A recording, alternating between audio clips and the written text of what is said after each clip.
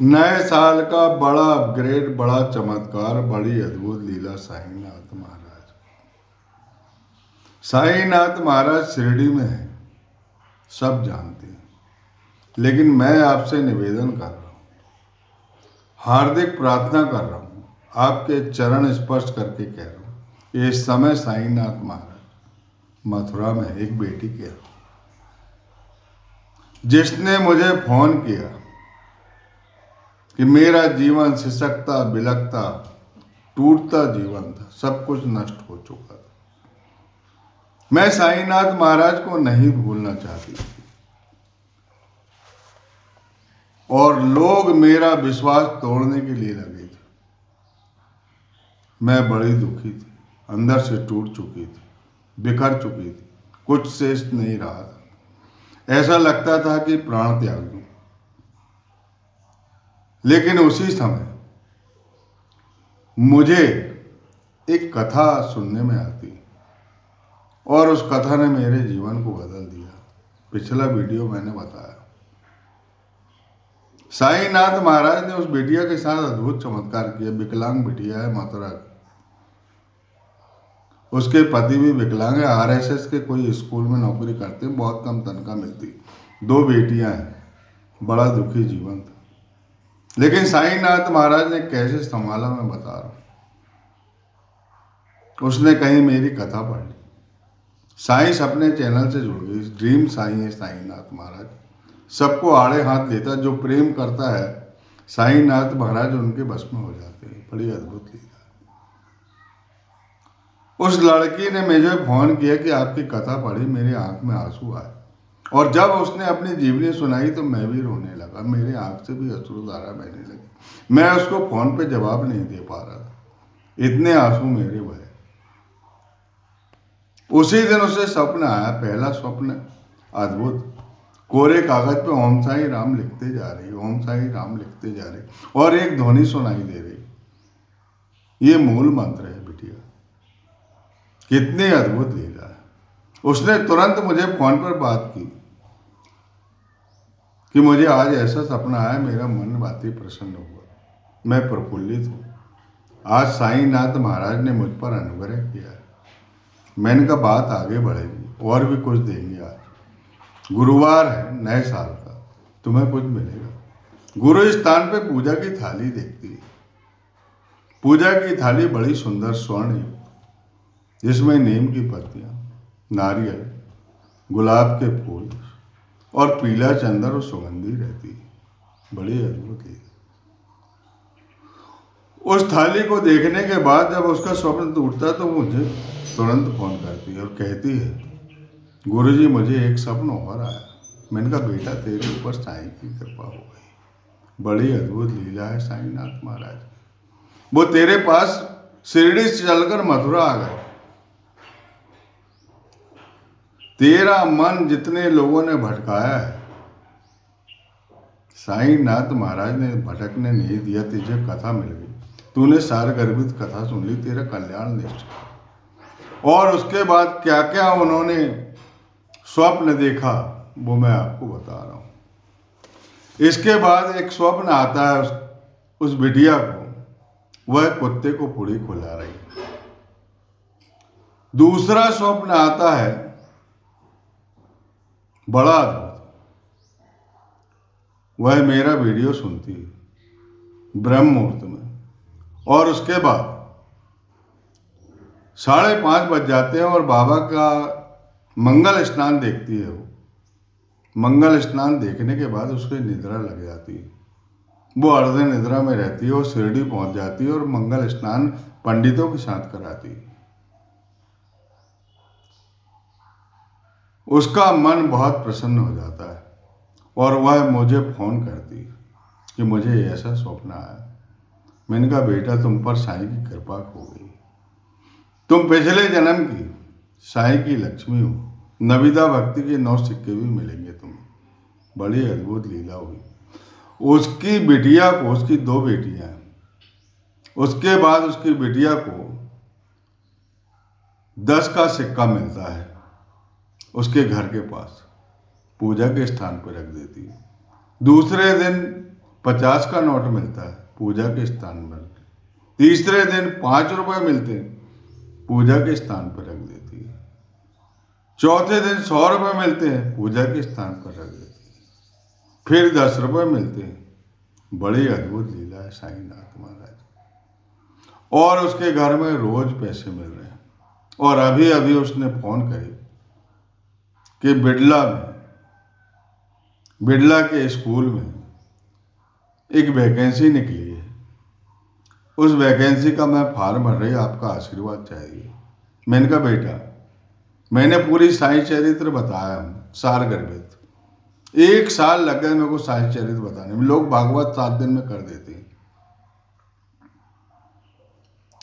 लेकिन लोगों के पास उतना वक्त नहीं है जो सुन लेते हैं।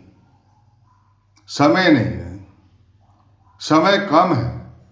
तो मैंने सोचा कि सारगर्भित पोस्ट भेजूं, और मैं सारगर्भित पोस्ट भेज रहा हूं। अभी 3 पोस्ट मैंने भेज दिया है, उसे ध्यान पूर्वक सुन लीजिए।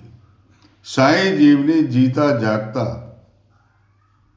साईनाथ महाराज है, जो शिव का अवतार है। जीव हुई शिव है, प्राणी जीव है और प्राण शिव है। प्राणी और प्राण मिलकर साईं चरित्र का निर्माण हुआ। साईनाथ महाराज के वचनानुसार 8 वर्ष बाद साईं जीवनी के रूप में द्वारका माई के पुत्र के रूप में साईं चरित्र का निर्माण हुआ। हेमांड पत ने 60,000 शब्दों में सीमित कर दिया। साईं चरित्र वास्तविक रूप में 6 अरब शब्दों की है, जिसे साईनाथ महाराज ने स्वयं हेमांड पत को अपने पूर्व जन्म का नाम बताकर, हेमाद्री पद नाम बताकर, उनके अहंकार को दूर कर उनके हृदय में बैठकर अपनी साई जीवनी लिखाई। उसकी सारगर्भित पोस्ट में भेज रहा हूँ। ऐसी अद्भुत लीला हुई है।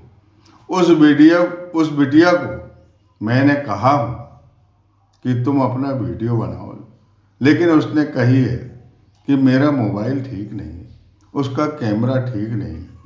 इसके पहले एक वीडियो बनाई थी टूटा फूटा, वह वीडियो आप ध्यानपूर्वक सुने और अपना कल्याण करें। और जो भी पोस्ट आती है उन पोस्टों को आप ध्यानपूर्वक सुने। साईं चरित्र अध्याय नंबर 1 से प्रारंभ हो रही है, 52 अध्याय। साईं चरित्र का हर शब्द साईं के जीवित शरीर की कोशिका है। उसका हर पेज साईं के शरीर का ऊतक है।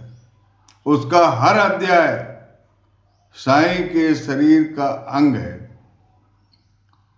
और इन अंगों से 4 तंत्र बने हैं। 12 अध्याय एक तंत्र है। एक तपो साधना है। 13वां अध्याय एक तपो साधना का अनुग्रह अध्याय है। फिर 14वें अध्याय से गिनते हम 25 अध्याय तक 12 अध्याय, जो दूसरा तप है।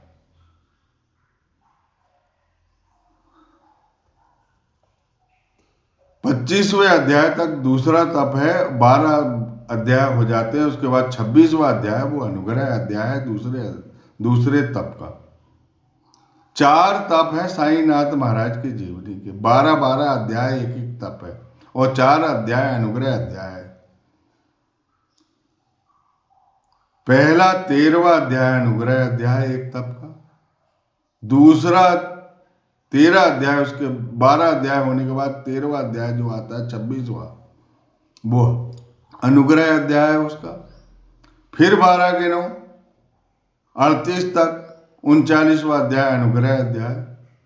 39 के बाद फिर 12 गिनो तो 52वां अध्याय अनुग्रह अध्याय। ऐसे 4 तप से मिलकर साईं जीवनी बनी। साईनाथ महाराज ने अपनी जीवनी को संक्षिप्त किया है। हेमांड पत को ये कहा कि तुम हेमाद्री पंथ हो, और हेमांड पत समझ गए कि मैं पूर्व जन्म का हेमाद्री पंथ हूं, जिन्होंने लेखा जोखा रखने की शुद्ध विचारधारा से शुद्ध अभिलेख बनाए थे और उनको उन्होंने हेमाद्री पंत के नाम से, हेमांत पंत के नाम से पुकारा तो वो समझ गए, उनकी आंखों में अश्रुधारा बहने लगी, उनका अहंकार दूर हो गया और उन्होंने सार गर्भित 60,000 शब्दों में साईं चरित्र को वर्णित किया है। ये शब्द साईं के जीवन की, जीवित साईं की कोशिकाएं हैं। पेज साईं का जीवन का ऊतक है और अध्याय जो है अंग है और 4 तंत्रों से उनका शरीर निर्मित हुआ है, धर्म, अर्थ, काम और मोक्ष। जो साईंनाथ महाराज की जो शिरडी में विराजमान है, उनकी पूर्वी गली, उनकी दक्षिणी गली, उनकी पश्चिमी गली, उनकी उत्तरी गली, उनकी पूर्वी गली, ये 4 पगडंडी है। लोग पूछते हैं 12वें कुएं की निचली पगडंडी क्या है। मैंने उनको बताया 12 अध्याय पढ़ो, निचली पगडंडी पहुंच जाओ, फिर 12 अध्याय पढ़ो, दूसरी निचली पगडंडी पहुंच, तीसरे 12 अध्याय पढ़ो, फिर तीसरी निचली पगडंडी पहुंच जाओ, चौथे 12 अध्याय पढ़ो, चौथी निचली पगडंडी पर पहुंच जाएंगे और 12वीं कुएं की निचली पगडंडी पर जाने के लिए 11वें अध्याय में वर्णित जिन्होंने हाजी सिद्दीक फाल्के, जिन्होंने हज करके आ गए थे, लेकिन साईंनाथ महाराज ने उन्हें प्रवेश नहीं होने दिया 9 महीने तक, क्योंकि उनको हज करने का अहंकार था। उनके अंदर जितनी बुराई था 9 महीने में बुराई थी, उनको 9 महीने में उन्होंने दूर किया और दूर करने के बाद फिर उनको हृदय से लगाया, उनको डांटा, सब कुछ किया। वो कथा वर्णित है और उसके बाद हृदय से लगा लिया और आम की टोकरी पहुंचाई और 55 रुपये भी पहुंचाए। साईंनाथ महाराज की बड़ी अद्भुत लीला है। साईं चरित्र को पढ़ो या ना पढ़ो,